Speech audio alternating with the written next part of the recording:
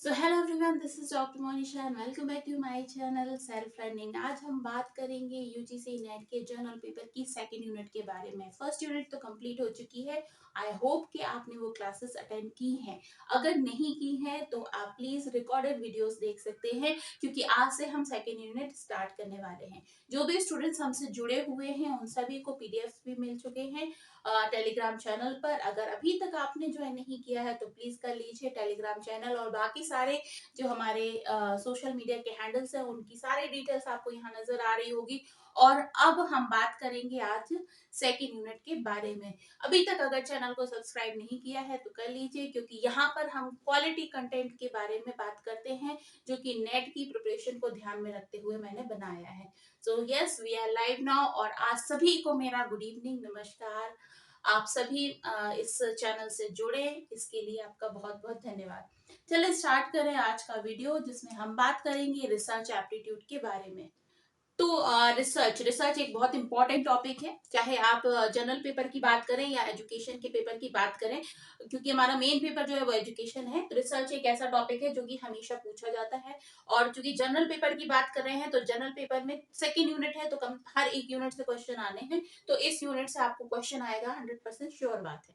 ठीक है, इसके बारे में हमने पहले भी काफी सारा डिस्कशन किया है। बहुत सारी जो वीडियोस है मैंने बना लिए हैं, और आप अगर देखना चाहें तो प्लेलिस्ट बनी हुई है, उस पर जाकर आप देख सकते हैं। लेकिन अभी चूंकि हम पेपर वन की कंप्लीट स्टडी कर रहे हैं, इस वजह से यूनिट वाइज स्टडी कर रहे हैं, इसलिए हमने सेकेंड यूनिट में रिसर्च के टॉपिक को फिर से पढ़ने के लिए सामने लेकर आई हूँ मैं। ठीक है, तो रिसर्च को समझ लेते हैं। अब रिसर्च क्या है, मेनली अगर हम बहुत ही एक जनरल भाषा में देखें तो लोग कहते हैं रिसर्च कर रहे हैं, मतलब वो पीएचडी कर रहे हैं, इस वजह से उनका रिसर्च कर रहे हैं, या फिर वो साइंटिस्ट हैं इसलिए वो रिसर्च कर रहे हैं। तो रिसर्च का मतलब क्या होता है? रिसर्च का अर्थ होता है खोजना, मतलब खोज कर नई चीजें निकालना। ठीक है, आज के वीडियो में हमें क्या क्या पढ़ना है, इस टॉपिक में, इस यूनिट में हमें क्या क्या पढ़ना है, तो जो आपके इस सिलेबस में है, मैं कंप्लीट सिलेबस की स्टडी करा रही हूँ, तो सिलेबस से बाहर कहीं नहीं जाएंगे, तो सिलेबस में वही हम पढ़ेंगे। तो सिलेबस के अनुसार रिसर्च में हमें पढ़ना है meaning, types, characteristics, positivism and post positivism, approach of research, approach to research. ये हमारी फर्स्ट यूनिट का फर्स्ट टॉपिक है, सेकंड यूनिट का फर्स्ट टॉपिक है। क्लियर? तो अब चलिए रिसर्च के बारे में हमें पढ़ना है, उसकी मीनिंग के बारे में पढ़ना है, टाइप्स के बारे में पढ़ना है, कैरेक्टरिस्टिक्स के बारे में, पॉजिटिविज्म, फीचर्स के बारे में, ऑब्जेक्टिव्स, और साथ ही साथ में फॉर्मेट ऑफ रिसर्च प्रपोजल। ये आज हम इस वीडियो में कंप्लीट करने वाले हैं, इसकी क्लास में कंप्लीट करने वाले हैं। चलिए रिसर्च की मीनिंग देख लेते हैं। रिसर्च जो है एक फ्रेंच शब्द है, फ्रेंच भाषा के शब्द से निकला है, जिसका मतलब है री प्लस से के शब्द से निकला हुआ है, जिसका अर्थ क्या होता है? इसका अर्थ होता है meaning to go about seeking. Meaning, इसका जो मीनिंग है वो क्या है? To go about seeking. अब सीकिंग का मतलब क्या होता है? सीकिंग का अर्थ होता है खोजना। सीकिंग का अर्थ क्या होता है? खोजना। अब तो ये क्या हो जाएगा? सीकिंग, सीकिंग का अर्थ हो जाएगा खोजना। अब कोई भी ऐसा काम जो हमें खोजना है, खोज कर बाहर निकालना है, वो कहलाएगा आपका क्या? रिसर्च। तो रिसर्च में क्या काम किया जाता है? मेनली खोजने का काम किया जाता है, खोजने के लिए जाना। टू गो अबाउट सीकिंग यानी खोजने के लिए जाना। ठीक है, क्लियर? अब यहाँ पर जो इसके मेन पॉइंट्स हैं उसके बारे में हम बात करेंगे। रिसर्च की मेन पॉइंट्स क्या है? अब देखना, एक चीज तो समझ में आ गई आपको कि रिसर्च क्या है। रिसर्च का मतलब है खोजने के लिए जाना, या बार बार बार बार सर्च करना। री का मतलब होता है पुनः, पुनः पुनः क्या करना है? सर्च करना है। अब मेन पॉइंट्स में देखना है रिसर्च के जो मेन पॉइंट्स है वो क्या क्या है। तो मेन पॉइंट्स में आता है सबसे पहले careful and organise study. Careful and organise study. Organise का मतलब होता है step by step scientific way में पढ़ाई करना, या साइंटिफिक वे में स्टडी करना किसी एक खास टॉपिक पर। क्लियर? तो सेकंड बात आ जाती है सिस्टमेटिक एक्टिविटी। ऐसी एक्टिविटी जो सिस्टमेटिक हो। सिस्टमेटिक का मतलब क्या होता है? पहला फर्स्ट स्टेप, सेकंड स्टेप, फिर थर्ड, फिर फोर्थ, मतलब आप क्रमबद्ध तरीके से आगे बढ़ते हुए किसी कार्य को कंप्लीट कर रहे हैं। अब ये कैसे होता है? जैसे कि आपने देखा होगा कि जब भी आप कोई काम करने जा रहे हैं तो पहले हम उसका एक परिकल्पना बनाते हैं, मतलब पूरा उसका खाका तैयार करते हैं। तो सपोज आपको यहाँ से अपने घर से सपोज दिल्ली जाना है, ठीक है, तो दिल्ली जाने के लिए आप क्या करोगे? ऐसा नहीं कि आप उठे और चल दिए कहीं पे भी, नहीं, आप पहले क्या करोगे कि आप देखोगे कि आपको किससे जाना है, ट्रेन से जाना है, बस से जाना है, प्लेन से जाना है, कैसे जाना है। तो कैसे जाना है वो तैयार कर लिया। सपोज आपको बस से जाना है, तो बस से जाने के बाद आप स्टडी करोगे कि भाई किस रूट को फॉलो करना है। उस रूट को फॉलो करने के लिए जो इनिशियल आपका डेस्टिनेशन है, उसके बाद कहाँ आपको जाना है, राइट जाना है कि लेफ्ट जाना है कि नीचे जाना है कि सीधे जाना है, कैसे जाना, इसका पूरा आप ब्यौरा तैयार करोगे सिस्टमेटिक वे में। उसके बाद आप अपनी डेस्टिनेशन तक पहुंचोगे जहां आपको पहुंचना है। क्लियर। तो जिस तरीके से ये खोजने की बात है, तो ऐसा नहीं कि कोई भी कहीं पर भी उठे और खोजने लगे। एक स्टडी ऐसी होगी जो कि कंप्लीटली सिस्टमेटिक वे में स्टडी की जाएगी। ठीक है। तीसरा है logical and unbiased process. Unbiased का मतलब क्या है, पक्षपात रहित, मतलब किसी तरीके का कोई पक्षपात यहाँ पर नहीं होगा। लॉजिकल का मतलब तार्किक। अब ऐसा नहीं कि मुझे कुछ पसंद है, मुझे पसंद है कि मैं तो यहीं से ही काम करूंगी, इसी रास्ते से काम करूंगी, अब उसमें कोई लॉजिक नहीं है, लेकिन फिर भी मैं वही काम करने के लिए बार बार जा रही हूँ, तो मैं क्या हो जाती हूँ, मैं लॉजिकल नहीं हूँ, मैं बायस्ड हो जाती हूँ, क्योंकि मैं अपनी जो पसंद है उसके हिसाब से काम कर रही हूँ। तो यहाँ पर ऐसा नहीं होता। जब आप रिसर्च कर रहे होते हैं ना, तो आप अपने इंडिविजुअल जो भी आपकी पसंद नापसंद लॉजिकल जो चीजें हैं उनको सामने रखते हो, पसंद नापसंद को नहीं रखते हो। तो ये होता है लॉजिकल और अनबायस्ड प्रोसेस। रिसर्च की प्रोसेस क्या है, पूर्णतः पक्षपात रहित है। यहाँ पे कोई पक्षपात नहीं होता। सपोज करें कि आपके घर में कोई भी चीज थी सोने की, वो खो गई, नहीं मिल रही है। अब आपने क्या किया कि आपके घर में 10 लोग हैं, 10 में से आप 4 लोग जो हैं वो बहुत आपको पसंद है, तो आप क्या कहोगे, ये 4 तो बिल्कुल नहीं चुरा सकते, इनमें तो कोई डाउट ही नहीं है, और बाकी के 6 लोग हैं वो कर सकते हैं। तो यहाँ पर आपका क्या होगा, बायस्ड नजरिया हो गया। तो खोजने वाला जो काम है वही गलत हो गया। अब आप खोज नहीं पाओगे, आप रिजल्ट तक नहीं पहुंच पाओगे। इसलिए ये जो प्रोसेस है वो कैसी होनी चाहिए, पक्षपात रहित होनी चाहिए।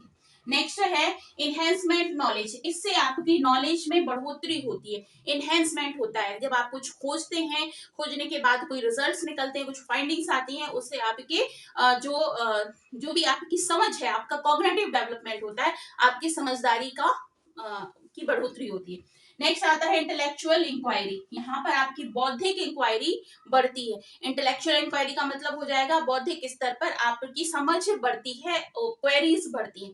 क्लियर। फिर आता है साइंटिफिक वे टू सर्च। अब यहाँ पर साइंटिफिक वे का मतलब क्या होता है, साइंस से करना, नहीं साइंस से नहीं करना। यहाँ पर ये बात होती है, जैसे मैंने अभी आपको बताया था क्रमबद्ध प्रोसेस में। साइंटिफिक का मतलब ये होता है कि आपकी जो प्रोसेस ऑफ सर्च हो वो क्या हो, एक तरीके से हायरार्की में हो, क्रमबद्ध रूप से हो। ऐसा नहीं हो कि आपने ना ही लॉजिक का ख्याल रखा, ना ही क्रमबद्ध रूप से आप गए, ना पहला स्टेप देखा आपने, ना सेकंड स्टेप देखा आपने, ना कार्य करने का तरीका सीखा और आपने करना शुरू कर दिया।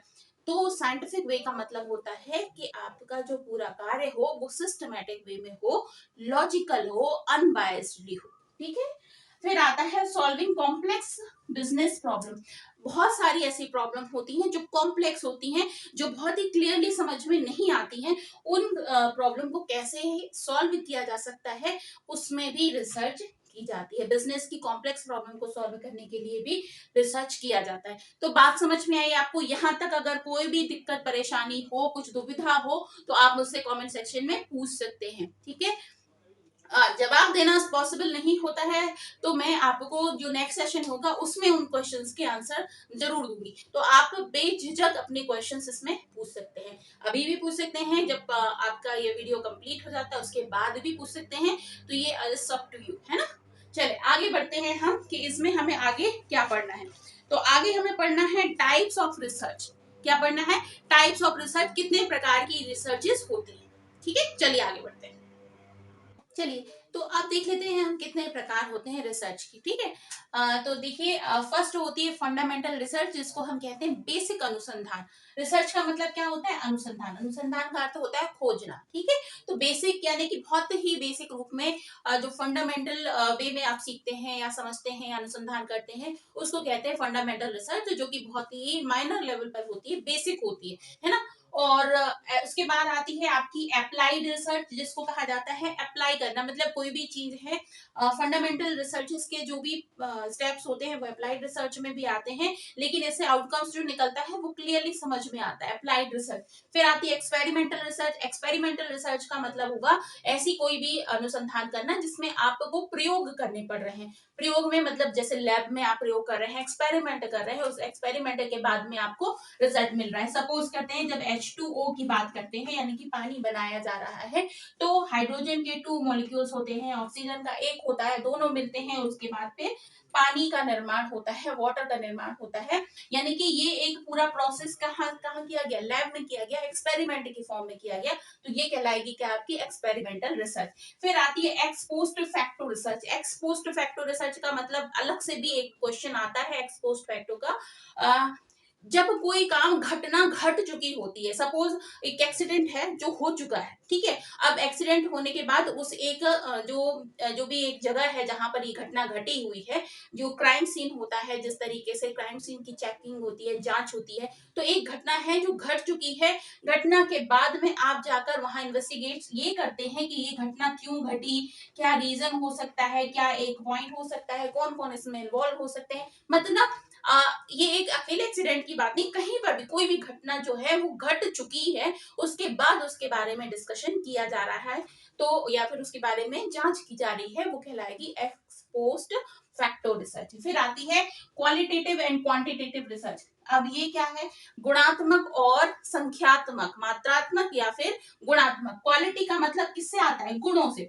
अब ऐसी कई चीजें होती हैं जो गुणों के आधार पर समझी जा सकती है, जैसे मैं एक कैसी टीचर हूँ, मैं कैसा पढ़ाती हूँ, ये आप नंबर्स में नहीं दिखा सकते हैं कि कैसे नंबर दिए जाएंगे। आप 1 to 10 मुझे मार्क्स जरूर दे सकते हैं, बट आप ये नहीं बता सकते हो कि ये इतने में से इतना है, ठीक है, लेकिन आप गुणों के आधार पे बता सकते हो। बहुत सारे अलग अलग टीचर्स होते हैं, अलग अलग लोगों की अपनी अपनी गुण होते हैं, क्वालिटीज होती हैं, उनके आधार पर सर्चिंग होती है। तो जब गुणों के आधार पर बात हो रही हो तो वो कहलाएगा क्वालिटेटिव, ठीक है। और जब क्वांटिटी के आधार पर मतलब संख्याओं के आधार पर बात हो रही है तो क्वांटिटेटिव। एक एग्जांपल के फॉर्म में हम देख लेते हैं, सपोज करते हैं दो स्टूडेंट हैं, ठीक है, एक स्टूडेंट है ए और दूसरा स्टूडेंट है बी। अब इसमें पहले नंबर 60% आए इसके, और इसके आए 70%, ठीक है, दूसरे के आए 70%, है ना। अब क्या हुआ, बच्चे की दोनों के जो पेरेंट्स है उन्होंने इनकी पेरेंटिंग में और ज्यादा ध्यान दिया, इनकी ट्यूशन लगाई, सब किया, उसके बाद में ए जो है उसके आ गए 80% और बी जो है इसके आ गए 85%, ठीक है। तो इसके में कितने परसेंट की बढ़ोतरी हुई, ये एक रिसर्च किया जा सकता है, और इसमें कितने परसेंट की बढ़ोतरी हुई ये रिसर्च किया जाता है, तो ये कहलाएगा क्या, क्वांटिटेटिव रिसर्च, ठीक है। लेकिन अब ए के गुणों में, व्यवहार में किस प्रकार का चेंज आया जब वो 60 से 80 तक पहुंच गया, बी के गुणों में किस प्रकार का चेंज आया जब वो 70 से 85 तक पहुंच गया, ये विषय जो होगा वो होगा क्वालिटेटिव रिसर्च का, ठीक है। जहां उसके गुणों की बात की जाएगी, किसी भी बात की गुणों की बात की जाएगी वो होगा क्वालिटेटिव, और जो संख्याओं पे बात करेगा वो क्वांटिटेटिव। क्लियर। नेक्स्ट आता है हिस्टोरिकल रिसर्च। अब हिस्टोरिकल रिसर्च का मतलब है जैसे जो पुरानी कोई घटनाएं हैं जो कई सालों पहले, हजारों सालों पहले या फिर बहुत सालों पहले हो चुकी हैं, या फिर सपोज करें ताजमहल जो बना हुआ है, वो ताजमहल किसने बनवाया, क्यों बनवाया, कौन कौन कितने मजदूर उसमें लगे हुए थे, क्या पर्पस था बनवाने का, कहाँ से क्या मटेरियल आया, कितने लोगों ने इसमें काम किया, उस समय कितनी कॉस्ट हुई थी, ये सब कुछ जो है वो किसके अंतर्गत आएगा, हिस्टोरिकल रिसर्च के अंतर्गत आएगा, क्योंकि ये पुरानी घटना है, उसको फिर से सोचा जा रहा है, उसके बारे में बात पता की जा रही है कि क्या हुआ था, कैसे कैसे ये काम हुए थे, ठीक है। तो ये कहलाएगा हिस्टोरिकल रिसर्च। आगे बढ़ जाए हम, डिस्क्रिप्टिव रिसर्च, जिसको कहते हैं वर्णनात्मक अनुसंधान। जब किसी चीज का वर्णन किया जाता है, डिस्क्रिप्शन दिया जाता है, ठीक है। अब अगर मान लेते हैं कोई स्कूल है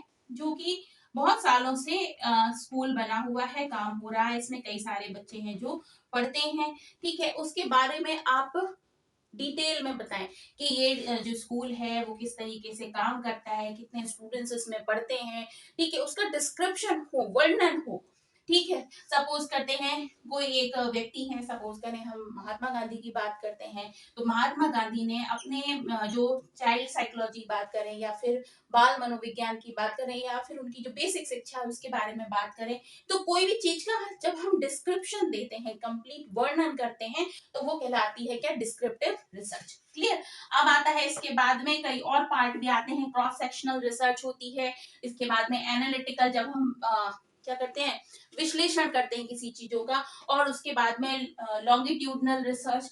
ठीक है, ये भी अलग प्रकार होते हैं। और ये आता है मेन पॉइंट जो आता है वो आता है एक्शन रिसर्च। एक्शन रिसर्च के अंतर्गत बहुत सारी रिसर्चेस जो है वो समाहित हो जाती हैं, क्योंकि एक्शन रिसर्च का मतलब होता है क्रियात्मक अनुसंधान।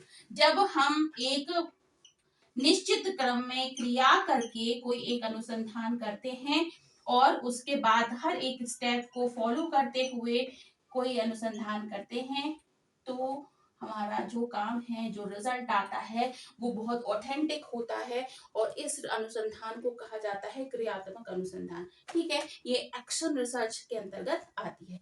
तो आपको बात समझ में आ गई? अगर कोई प्रॉब्लम हो तो जरूर मुझसे पूछ लेना, तो मैं उसका जवाब जरूर दूंगी। ठीक है, वीडियो अच्छा लगता है तो प्लीज लाइक जरूर कर लिया करो। और कोई बात नहीं है, इसलिए इससे होता है ना कि मुझे बहुत मोटिवेशन मिलता है कि हाँ, बहुत सारे स्टूडेंट्स जो हैं देख रहे हैं और पसंद भी कर रहे हैं, चैनल को सब्सक्राइब भी कर रहे हैं, और बस और कुछ नहीं चाहिए मुझे, क्योंकि कंटेंट तो पूरा फ्री है। बस आपका काम ये करना है कि बहुत सारे लोगों को जोड़ना है, आपको सब्सक्राइब करवाना है लोगों से इस चैनल को। ठीक है, चले आगे बढ़ते हैं। हम पढ़ लेते हैं फीचर्स ऑफ रिसर्च के बारे में। रिसर्च के जो फीचर्स हैं उसको समझ लेते हैं। रिसर्च के बारे में देख लेते हैं कौन कौन से फीचर्स हैं जो रिसर्च के लिए इंपॉर्टेंट होते हैं। तो देखिए, फर्स्ट आ जाता है थ्योरी। थ्योरीज कहते हैं जिसको जिसको वर्णन कहा जाता है। अलग अलग तरीके के वर्णन किए जाते हैं कि अगर आपको कुछ पढ़ना है, कुछ खोजना है, तो पहले उसके बारे में आपको वर्णन करना होता है, और वर्णन जो हो चुके हैं उनको पढ़ना होता है। ठीक है, अनबायस्ड, जैसे कि पहले भी मैंने बताया, जो रिसर्च होगी वो क्या होगी, अनबायस्ड होगी, मतलब कोई भी तरीके की पक्षपात बात नहीं की जाएगी। अगर कोई चोर है, तो सपोज अगर वो आपके घर में आपका अपना भी है, लेकिन अगर वो चोर है तो उसका जो आप इन्वेस्टिगेशन करेंगे वो अनबायस्डली करेंगे। ऐसा नहीं कि आपको पता चल गया कि हाँ इसने चुराया है, तो आप जो आपकी भी जो भी सर्चिंग की प्रोसेस है उसको ना आप खत्म कर दोगे। नहीं नहीं नहीं, कुछ नहीं, कोई बात नहीं। तो ऐसा नहीं होगा, रिसर्च जो होगी अनबायस्डली होगी। यूजेबिलिटी होती है, उपयोगिता होनी चाहिए। ऐसा नहीं है कि आप कुछ भी सर्च करने लगे उसके कोई उपयोगिता ही नहीं है। रिसर्च की उपयोगिता होनी चाहिए, उससे कुछ ना कुछ ऐसे आउटकम्स निकलने चाहिए जो जरूरी है। इसके बाद आता है जनरलाइजेशन, सामान्यकरण। सामान्यकरण होना चाहिए, ऐसा नहीं कि बहुत ही ज्यादा कॉम्प्लेक्स आपने बात कर ली, जनरल वे में आपको समझ में आनी चाहिए। जनरलाइजेशन उसका होना जरूरी है, सामान्यकरण करना जरूरी है। वैलिडिटी एंड रिलायबिलिटी बहुत जरूरी बात होती है। वैधता और विश्वसनीयता, वैध होनी चाहिए रिसर्च। रिसर्च आपने किया है, ठीक है, आपने करने के बाद में अपनी जो थीसिस है वो बना दी, और थीसिस बनाने के बाद में आपने उसको रख दिया। अब आज सपोज करें 2023 चल रहा है, 2040 में आपकी ही रिसर्च के बारे में कोई फिर से काम करता है। ठीक है, तो क्या करेगा वो, आपकी जो रिसर्च है उसके बारे में ही पहले अध्ययन करेगा, वो पढ़ेगा आपने क्या किया, आपकी फाइंडिंग्स क्या थी, और आपकी फाइंडिंग्स में क्या सामने आया था, क्या आपने प्रोसेस अपनाई थी, किस तरीके से आपने काम को किया था। अगर आपने का जो प्रोसेस है वो कंप्लीटली विश्वसनीय है, रिलायबल है, तो भाई इसको फायदा होगा। ठीक है, अगर नहीं है तो क्या हो जाएगा कि आपकी रिसर्च है जो कोई काम की नहीं निकलेगी, वैध नहीं निकलेगी, या फिर वो आपकी रिसर्च को आइडियल मान के ही काम करेगा तो उसका काम भी गलत माना जाएगा, गलत ही उसके रिजल्ट्स आएंगे, है ना। तो जो भी काम करें वो क्या होना चाहिए, रिलायबल होना चाहिए और वैध होना चाहिए, विश्वसनीय होना चाहिए। जो भी आप टूल्स इस्तेमाल करें वो पूरे के स्टैंडर्डाइज होने चाहिए। क्लियर। अब आता है नेक्स्ट, आता है एम्पेरिकल। एम्पेरिकल का मतलब होता है प्रयोग सिद्ध। ऐसे प्रयोग होने चाहिए जो सिद्ध हो, या तो स्वयं सिद्ध हो या फिर उन्हें सिद्ध कराने की प्रोसेस कराई गई हो, अपनाई गई हो, अनुभव के आधार पर उन्हें सिद्ध किया गया हो।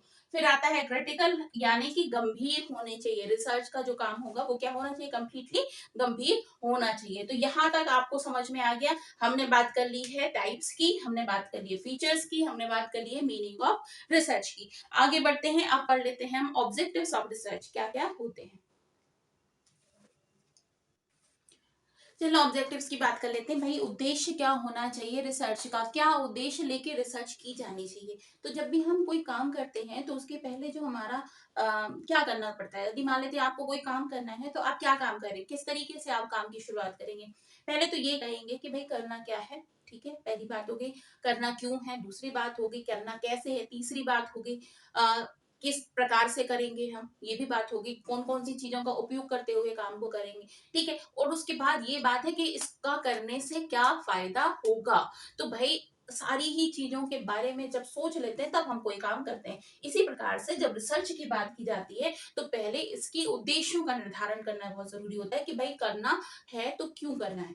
तो सबसे पहले हो जाता है टू एनालाइज, सबसे पहले विश्लेषण करना। कोई भी चीज कर रहे हैं, कोई भी काम कर रहे हैं तो उसका विश्लेषण करना क्यों जरूरी है, इस वजह से हम रिसर्च करेंगे। फिर आता है टू वेरीफाई, अगर आपको किसी चीज को वेरीफाई करना है तब रिसर्च की प्रोसेस की जाती है और उसका उद्देश्य मेनली होता है कि वेरीफाई करना। फिर आता है टू टेस्ट द हाइपोथेसिस, मान लेते हैं कि पहले से ही आपने किसी भी काम के बारे में एक प्री डिफाइंड रिजल्ट निकाल लिया। जैसे कि आपको मैं एक एग्जांपल के फॉर्म में बताऊं कि जैसे जो भी हमारे इकोनॉमिकल कंडीशंस चल रहे हैं उसकी वजह से कई सारे इकोनॉमिस्ट होते हैं जो वो बता देते हैं पहले से ही कि अगले 2 साल में जो जीडीपी है ना, वो ऊपर जाएगी या नीचे जाएगी, या ग्रोथ होगी या नहीं होगी। तो वो कैसे बता देते हैं, क्योंकि उनका जो काम है वो इस तरीके से रिसर्च करते हुए अपना दिमाग लगा के अपने जो कैलकुलेशन उसको करके ऐसे कहना चाहिए फ्यूचर में जो कुछ भी होना है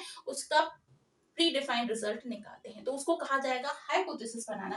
अब ये जो हाइपोथेसिस है ये पूरी तरीके से किसके आधार पर है, कैलकुलेशन के आधार पर है। लेकिन ये घटना हुई नहीं है, पहले से इसका निर्धारण किया गया है। अब ये देखना है कि ये घटना है एक्चुअल में ऐसी घटित होगी या फिर हाइपोथेसिस हमारी गलत सिद्ध हो जाएगी। इसके ऊपर भी रिसर्च की जाती है। क्लियर। फिर आता है टू फाइंड रेमेडीज। अब सपोज करते हैं कि अभी जैसे कोरोना आया था, कोरोना का बहुत बड़ा हाहाकार मच गया था। अब रेमेडी के फॉर्म में क्या हुआ था, उसकी वैक्सीन के निर्माण किए गए थे। सबसे पहले तो ये पता लगाना कि कोरोना वायरस है क्या, उसके बाद में ये किस किस वजह से फैलता है, क्यों फैलता है, शरीर में क्या क्या इफेक्ट उसके होते हैं, उसके बाद जाकर उसकी वैक्सीन का निर्माण होगा या फिर हो गया, है ना। तो वैक्सीन क्योंकि इतनी जल्दी थी, क्योंकि बहुत तेजी से बढ़ रहा था, तो उसकी रेमेडी फाइंड करना बहुत जरूरी है। इसलिए आपने सुना होगा लॉकडाउन लगाया, उसके बाद में बहुत सारे घरेलू उपचारों की बात भी की जाने लगी। मतलब कैसे भी करके हमको अपने आप को बचाना था, तो उसके लिए टू फाइंड रेमेडीज, ठीक है। तो जब आप अपने घरेलू लेवल पे भी कर रहे थे तो रेमेडीज के लिए आप फिर सर्च कर रहे थे, कुछ पढ़ रहे थे, कहीं पे और कोई बुक्स निकाल रहे थे, आयुर्वेद की बुक निकाल रहे थे जाके, ताकि ये समझ में आ सके कि इसकी रेमेडी क्या है, ठीक है। फिर नेक्स्ट आता है to find way to improve. क्या क्या चीज भी है, कुछ भी है, जैसे कि पढ़ाने के तरीके में इम्प्रूवमेंट लेकर आना है। रिसर्च उसमें उस वे में भी की जाती है। एजुकेशनल रिसर्च का मतलब ही होता है to find the way to improve the education, किस तरीके से हम एजुकेशन को इम्प्रूव किया जा सकता है। आपने देखा होगा नई नई एजुकेशन पॉलिसीज आती हैं, वो किस लिए आती हैं, क्योंकि उसकी पहले पुरानी एजुकेशन पॉलिसीज के बारे में एनालिसिस किया जाता है और एनालिसिस करने के बाद में जो उसकी कमियां होती हैं उनको दूर करते हुए नई पॉलिसी का निर्माण किया जाता है। तो नए तरीके निकाले जाते हैं कि कैसे आपको समझाया जा सके, किस तरीके से सिखाया जा सके, तो किस तरीके से हम इम्प्रूवमेंट ला सकते हैं, उसके लिए रिसर्च करना। फिर आता है टू फॉर्मुलेट न्यू थ्योरी, नए सिद्धांतों का निर्माण करना भी एक रिसर्च का ऑब्जेक्टिव होता है। आपने देखा होगा कि आज से 10 साल पहले कोई सोचे कि इस तरीके से भी पढ़ाई हो सकती है, कि कोई यूट्यूब का ऐसा माध्यम होगा जिस पर कोई व्यक्ति ऐसा है जो पढ़ा रहा होगा और बहुत सारे स्टूडेंट्स कनेक्ट कर रहे होंगे। ऐसा संभव पहले नहीं समझ आता था, लेकिन आज ये पॉसिबल है। तो क्यों हो रहा है, क्योंकि नई थ्योरीज लगातार, नए सिद्धांत अपग्रेड हो रहे हैं। तो ये किस लिए हो रहा है, क्योंकि इन पर काम हो रहा है। क्लियर। तो ये सारे ऑब्जेक्टिव्स होते हैं रिसर्च को करने के। क्लियर। आगे बढ़ जाते हैं हम। एक और जो इम्पोर्टेंट इसमें आपके टॉपिक में दिया हुआ है, पॉजिटिविज्म और post positivism approach to research. अब ये क्या चीज है, इसके बारे में समझते हैं। अभी तक चर्चा नहीं की गई थी रिसर्च के पॉइंट ऑफ व्यू से देखा जाए तो ये फिलोसफिकल अप्रोच है रिसर्च का। तो फिलोसफिकल वे में मतलब दार्शनिक रूप में रिसर्च के बारे में बात की जाती है। तो कैसे बात की जाएगी, पॉजिटिविज्म की बात कर लेते हैं। सपोज कर लेते हैं कि ये एक सोशल वर्ड है, इसकी कल्पना कर लेते हैं।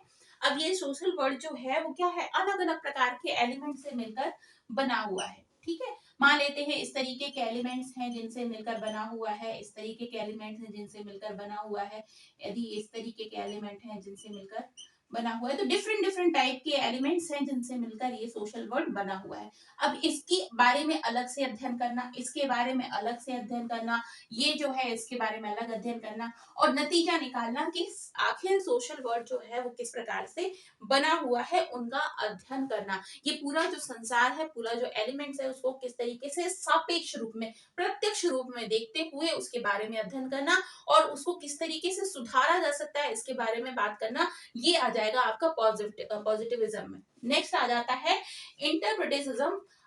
ये क्या होता है, ये व्याख्यावाद होता है, ठीक है, इससे थोड़ा सा डिफरेंट हो जाता है। यहाँ पर सारा चीज जो है वो क्या देखी जाती है, सापेक्ष में देखी जा सकती है। यहाँ पर क्या है, जो सामाजिक संसार है उसकी अलग अलग व्याख्या की गई है, ये थोड़ी सी कॉम्प्लेक्स हो जाती है, ठीक है। इसमें जो बातें आ जाती हैं वो क्रिटिकल बातें आ जाती हैं। यहाँ पर जो बातें आ जाएंगी वो हो सकता है ऑब्जेक्टिव नहीं हो, बल्कि क्या हो, सब्जेक्टिव हो, और इसको समझने के लिए, इसको व्याख्या करने के लिए अलग अलग प्रकार से रिसर्च करना, ठीक है। अब जो ये पूरा का पूरा संसार है, जो पूरी बात की जाती है, सोशल वर्ड की बात की जाती है, इसके बहुत सारे ऐसे एस्पेक्ट्स होते हैं जो क्रिटिकल होते हैं, कॉम्प्लेक्स होते हैं, उन सिचुएशंस को समझना। अब वो सब हमेशा नहीं हो सकते कि वो ऑब्जेक्टिव हो, क्या क्या हो सकते हैं, सब्जेक्टिव भी हो सकते हैं कि भाई ऐसा ही है, ऐसा ही होता है, इस तरीके का ही होता है। सोशल वर्ल्ड में देखा जाए तो अलग अलग प्रकार के मनुष्य रहते हैं, अलग अलग प्रकार की जाति प्रजाति जनजातियां रहती हैं, उनके बारे में समझना, उनके उनके क्रियाकलापों को समझना, उनकी व्याख्या करना, कुछ ऐसी चीजें होती हैं जो समझ से परे होती हैं, उन चीजों को भी समझना, ये सब कुछ आता है व्याख्यावाद के अंतर्गत। फिर आता है रियलिज्म।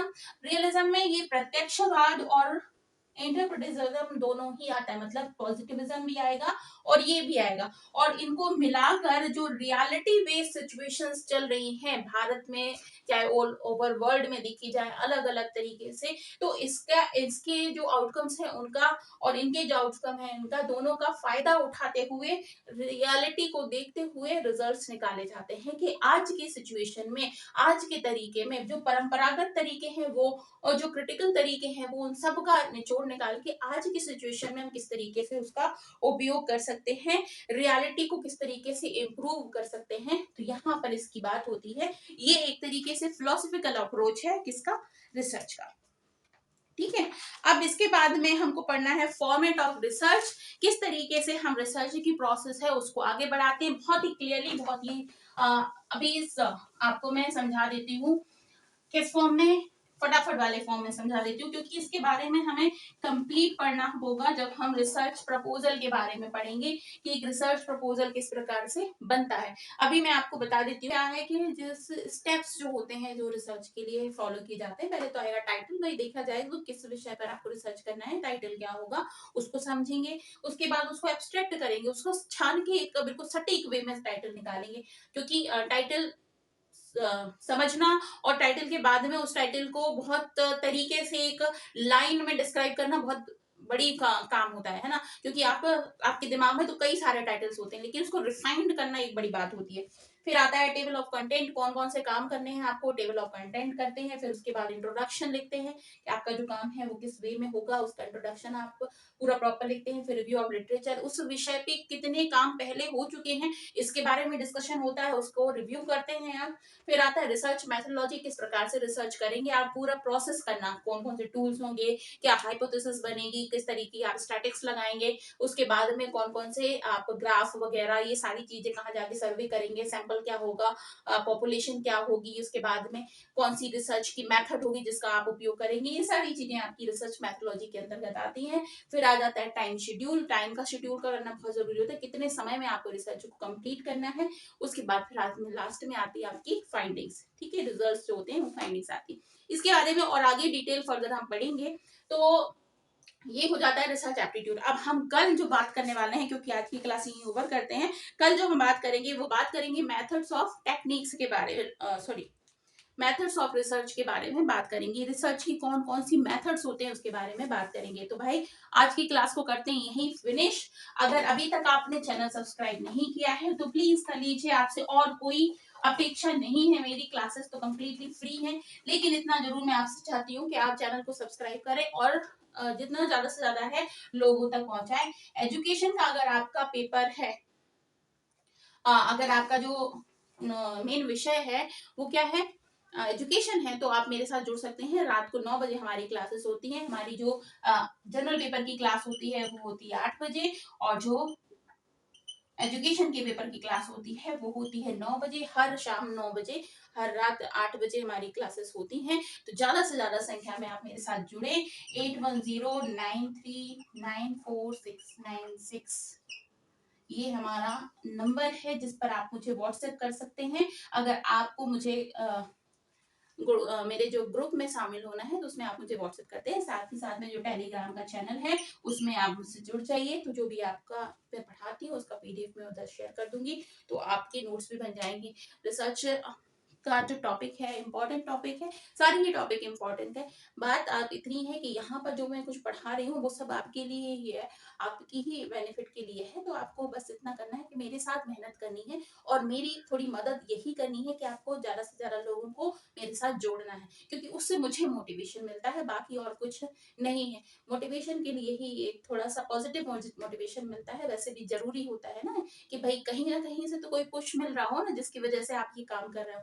तो जरूरत से ज्यादा लोगों तक इस चैनल को आप पहुंचाइए, बस इतनी ही आपसे रिक्वेस्ट है। हर एक स्टूडेंट जो मेरे से जुड़े हैं, जिनको मेरा पढ़ाना अच्छा लगता है, उन सभी से मेरी सिर्फ इतनी ही रिक्वेस्ट है, आप ज्यादा से ज्यादा लोगों तक इसको शेयर करें। ठीक है, तो कल मिलते हैं नेक्स्ट क्लास में, जिसमें हम पढ़ेंगे मेथड्स के बारे में, रिसर्च की क्या क्या मेथड्स होती हैं उनके बारे में। तो आज की क्लास को यहीं करते हैं फिनिश। रात को 9 बजे फिर से आ जाइएगा। किसके लिए? हमारी एजुकेशन की क्लास के लिए। तब तक के लिए अपना बहुत ख्याल रखिए, कल फिर मिलेंगे। Bye bye, take care, good night, और सभी को मेरा नमस्कार।